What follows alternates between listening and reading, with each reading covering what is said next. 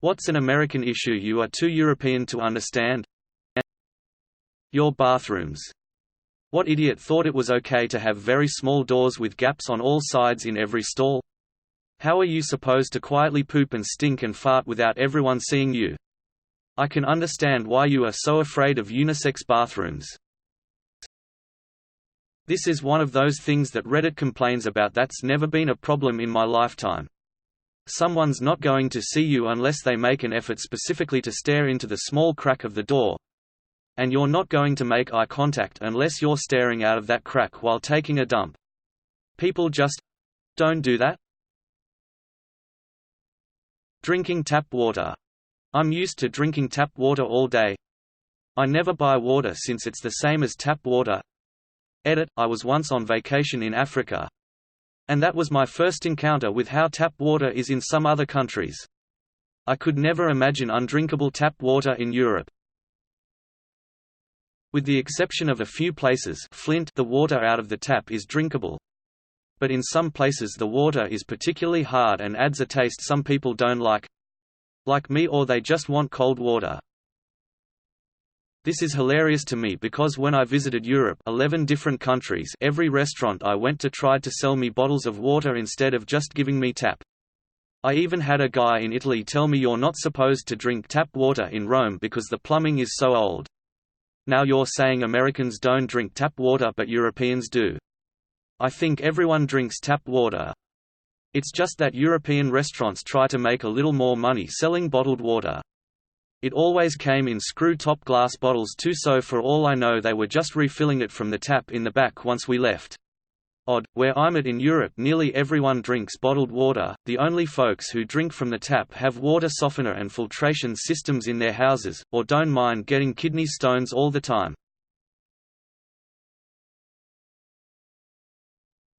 The lack of paid maternity leave.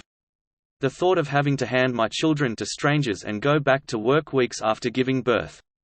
Nobody seems enraged about what that must do to babies and mothers. I think a good portion of that is a lot of people just don't even know that there is an alternative. Until I started talking to people in other countries, paying attention to worldwide information, I was not even aware that American paid time off and maternity leave were shit. I was perfectly happy with my employer for providing me 2 weeks paid vacation that cannot be taken all at once, because that is significantly better than a lot of small employers like mine offer. So in turn you are grateful to your job for even allowing maternity leave, not getting mad that it is not longer. That coupled with huge medical costs for having a baby, even if insured. I met an American couple that still had to pay up to $4,000 before their insurance would start covering costs. Without insurance, it's anywhere from $10K to $30K in debt. More if surgeries are required. I had my own midwife. My own room for a week with 3 meals a day in the hospital. And a year mat leave. Never stressed for a second about what it was going to cost, didn't have to pay a cent. Apart from paying into EI for mat leave. I think it's criminal the way families are treated in the States. American work culture, Euro here. I have direct experience of working in high-tech office environment. US folk arrive in early and leave late. But productivity is rubbish. People seem to spend so much time wandering the corridors. In our 37.5 hours we easily did as much as the US 50–60 hours. We figured it was all about being seen to be a hard worker as job security was so flimsy. You are correct. In my workplace, being seen, appearing to be busy when not, and gossiping to obtain information on others, both personal and professional, to use to get ahead or appear to be in the know, is the name of the game. It's a carry-over from the Industrial Revolution. After fighting for the 8-hour workday, workers have to justify their salaries by appearing to work 40+ hours a week. In reality, most office jobs today can be done in a quarter of the time. 1. Where are the streetlights in mostly part of the neighborhoods? At least here in SD. Have a walk after sunset is risky cause is pretty dark. 2. Cars passing you in highway by the right line. 3. Driving with 16 yo. Voting with 18 yo. But not being able to drink until 21 yo. Crazy. How is the death penalty justified when 1. It's been proven that innocent people have been executed. 2. It doesn't make even a dent in the prison population. Not even 0.01%. 3. It doesn't save money because of the necessary C.1 lengthy trial and appeals process. 4. It doesn't act as a deterrent because criminal psychology and basic common sense says that people who commit serious crimes do not believe they will be caught and do not weigh life sentences against capital punishment. Murder-suicide is quite popular. 5. Most of the world has abolished or is in the process of abolishing it, leaving pretty much only the worst names like North Korea, Saudi Arabia and China. We have a very twisted idea of justice here. Frequently it's just straight-up vengeance trying to pass itself off as something more morally acceptable. I had this discussion with a family member. I brought up failure rates, bias, etc. Her answer? How would you feel if it was your family member murdered? You'd want them to pay. That's it in a nutshell. An emotional appeal that cannot be overcome by any amount of reason or logic. And insanely prevalent. Black Friday. Every time I see a video about it I cringe. The behavior depicted is always utterly disgusting and so unbelievably primal. Over here we have a prolonged period where extreme sales are allowed. And even though there's more shoppers than normal, I can't recall people being desperate for a stupid discounted item. Edit, a lot of very decent responses here. Thank you. I'm very happy to see this is completely overblown and that I was wrong for a big portion of it. That being said, it seems like media is a big problem. I should have known. I've been to several Black Fridays in a ton of big stores and I've never seen anything close to what videos show. I also live in the Midwest and people are really antisocial here. I went to Walmart last time and I saw a max of maybe 20 people. I feel like most Americans don't actually participate. Companies feed off of those that do, though, by making massive price cuts in order to get people to rage and cause pandemonium. It's a marketing tactic, basically, and people who otherwise wouldn't be able to afford such products fall victim to it because there is no other opportunity to do so. And they know damn well that, if I don't get this discount, someone else will. So I have to fight for it. Media buyers for the most graphic cases. My family likes going to the outlets on Black Friday. And usually a few stores will have a line at opening. But it's only slightly busier than would be expected for a weekend. My bet is that a ton of these differences can be explained by the percentage of Americans who live in rural areas relative to the percentage of Europeans living in rural areas in any given country. There are twice as many people in Europe, in a land area that's about the same size as the US. People live in closer proximity to other people. Huge portions of the American population live in rural areas, celebrate that fact, and have more conservative values and opinions associated with living in rural areas. Rural Europeans aren't less conservative than rural Americans. They just make up a smaller portion of the population and are relatively less isolated. Edit, it's also true that the American system of government is set up in a way that gives rural Americans greater influence over the government than urban Americans. So it's not just that there's a large rural population. They carry a ton of weight in Washington. Worrying about medical bills. I mean, I cannot comprehend how simple operations will end up costing 5, 6 digits. It literally makes no sense. Everyone must have their own vehicle. For a leading first world country, how can it be that public transport isn't getting the attention it deserves? Police brutality. Every day I hear another innocent person being killed by police. Why aren't Americans putting these cops to jail for murder? In Europe, even firing a warning shot is taken super seriously. Hospitals bill the insurance as much as they think they can get. The insurance company argues it down, pays what your plan requires them to, and then pass the rest on. Public transit in the big cities can be good. Most of us live in suburbs or rural areas where there just isn't any. There's also a degree of independence to owning your own vehicle. And Americans love independence. An officer just has to claim they were in fear for their life to use deadly force. The legal system protects them. That's why there are some that are completely opposed to body cameras. Public transportation is logistically impossible outside of literally 2 or 3 major cities. The US is way bigger than you think. The distance between where I live on the West Coast to New York is the same distance as New York to London. My grandparents live in Southern California and I live in Oregon. Our states border each other, but it's a 14-hour drive.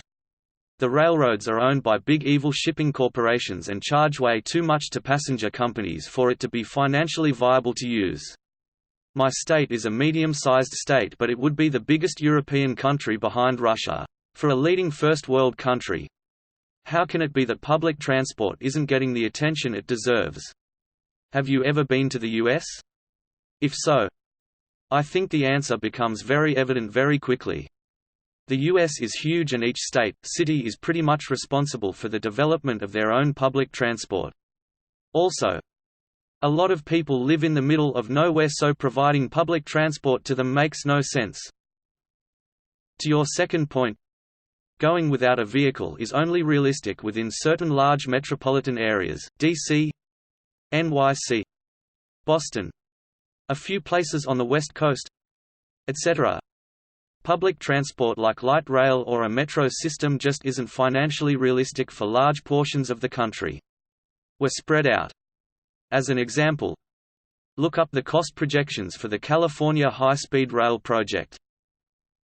In Norway we pay a deposit every time we buy soft drinks, beer etc., and get that money refunded when we return the empty bottles back to the store. Why don't you have that? I don't get it.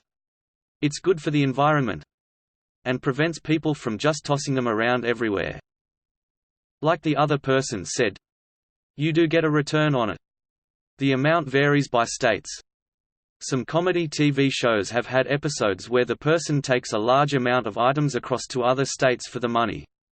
Often our homeless population, which is another issue, will put up the bottles and cans to turn them in for money. Also, some of the local juice places allow you to return the bottle for a discount. Sticking stuff into laws that have nothing to do with law itself. You'd have law on traffic safety and somebody would stick in passage rider, I believe they are called, that prohibits abortion without consent of the father. I mean, how can you even stick a clause that has nothing to do with actual topic? The amount of gun violence. About a year ago in Switzerland we still had pretty much the same gun laws as America, but virtually no gun violence. Edit, by seeing your replies I recognize that I was biased. Sorry. A very large majority of gun homicides are gang-related in inner cities. If you don't like in a poor city like say Baltimore, Newark, Chicago, or Philly, the odds of ever even hearing a gunshot outside of hunting is slim to none. In those places it's absolutely a problem that needs to be addressed though. How the public opinion can be so turned against things that are actually beneficial to the people and to you because they're not in line with your political ideology, because they're not proposed by somebody you voted for, or because you were told to hate it by your clearly biased news broadcasting network. Watching the constant struggle of being the land of the free whilst at the same time discriminating everyone all over the place. Edit, for clarification, I'm not just referring to racial discrimination. I'm referring to the inequalities and prejudices throughout the country. The rest of the world is just as imperfect and will be for an unforeseeable amount of time. So at least have the humility like the rest of us and come to terms that you aren't the land of the free, and you never will be whilst you have twats like Trump in charge. The extreme unhealthy obsession with celebrities. I don't give a fuck what you think about X-politician. And stop making it seems like your opinion must be better than the rest. And journalists are more like bloggers. They tell people what they want people to think, as opposed to informing them with facts. Fuck you Fox, HP and CNN. The fear of being honest. X, obesity is not healthy. How fucking awful the schools are. This may not be an America-exclusive thing, but coming from Finland that apparently has one of the best education systems with school also being completely free, including university. Hearing all these stories and seeing absolutely ridiculous stuff passed off as normal in schools shocks me. I'll add something positive to vary a bit: how nice you people are. Don't get me wrong. I don't think that's a general thing. But the always Democrats Americans that come to Europe are so sweet and full of positivity that you can even get weirded out. Really was expecting it to be a movie trope. But nope. You people are really like that. Happy and cheerful without any reason whatsoever. It's actually heartwarming. As an American, maybe I can break down a lot of these issues into a simple answer. American history has a heavy anarchist, anti-authoritarian tinge to it. Freedom from government oppression includes the freedom from taxation. This is largely the reason our healthcare system is what it is. People don't want to pay taxes for when other people get sick. Our entire country is based on a sense of rugged individualism and is decidedly anti-collectivist. That stems from the birth of our nation. Many European countries have historical roots in authoritarianism that simply has never existed in the US. We are generally highly distrustful of all hierarchy and governmental power. I regularly write on Quora, and the number of times I've read ignorant Americans stating they would never support universal healthcare because it means paying for someone else's care and medication absolutely astounds me. That, and your drug companies can literally go fuck themselves with a rusty stick. $2,000 for a bandage. $800 for some paracetamol. Go fuck yourself. America.